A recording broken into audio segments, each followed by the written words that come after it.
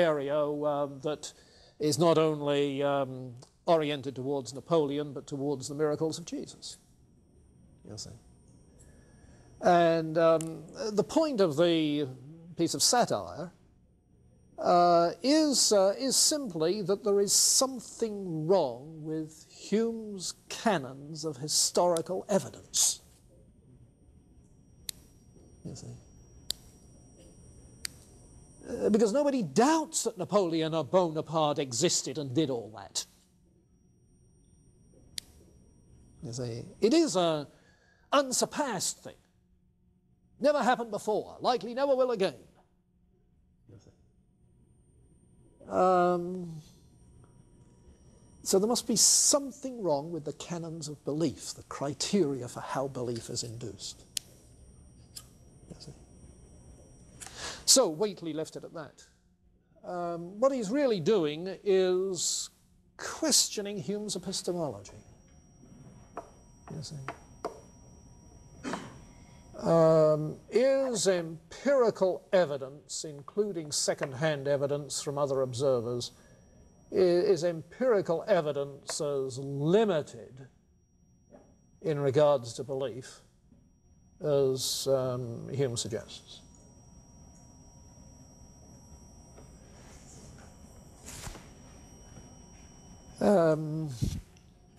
Okay, let's see. Any question, comment there? All right, existence of God. Existence of God. In addition to the section in the inquiry on divine providence, he has two other works of great significance on belief in God. One is his dialogues concerning natural religion. I put these titles on the board last time. His dialogues concerning natural religion.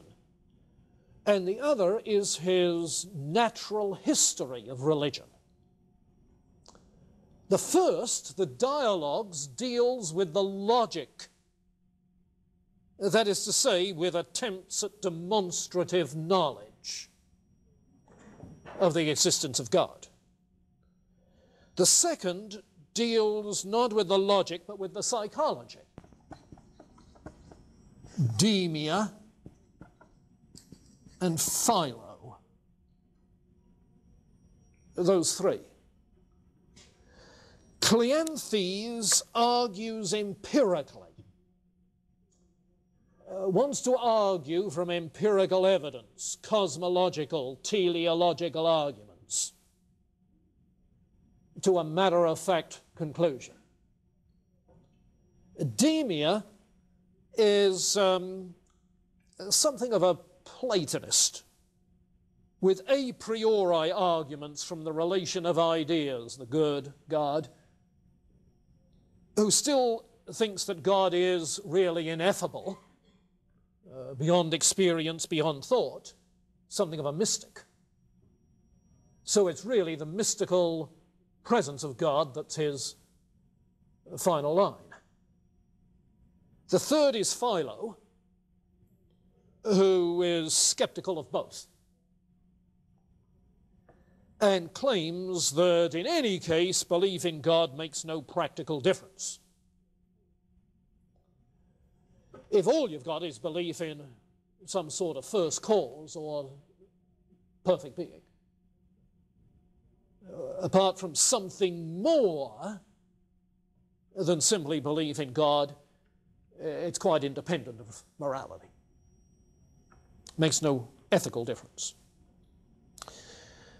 In the process, he points out that the empirical arguments, cosmological, teleological, seem to depend on analogies. And so they try to say that the cause must be like the effect, analogous to the effect. Well, Hume makes a lot of fun of that, since there's so much vegetative existence on this earth. Does that mean God is going to be like a cosmic cabbage? You see? But in any case, the most you would get is some sort of anthropomorphic deity, by analogy to the highest kind of existence on the earth.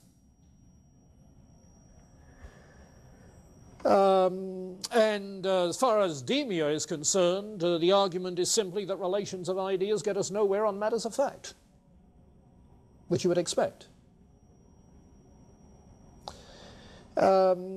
It's difficult to know just where Hume comes out in that. Obviously, some of his skepticism comes out in Philo. It is his view that simply believing that the proposition God exists is true makes no moral difference to people. In the light of what he said about cause and effect on the human will, that's certainly the case. Ideas don't cause anything. It's impressions that produce results. But on the other hand, there are places in his writings generally, where he seems to be closer to Cleanthes, as if he finds some weight to the force of that sort of thing on belief. Now, he has another little work about the same time called The Skeptic, in which he says that natural religion alone cannot long activate the mind. We have to find some method of affecting the imagination. There must be something historical as well as philosophical about the divinity. You know, that sounds as if he's saying that natural religion without some historical act of God is not going to elicit belief, which is, of course, what some Calvinists say anyway, that belief in God without the coming of Christ isn't logically possible. I'm not convinced they're right, but that's what they say.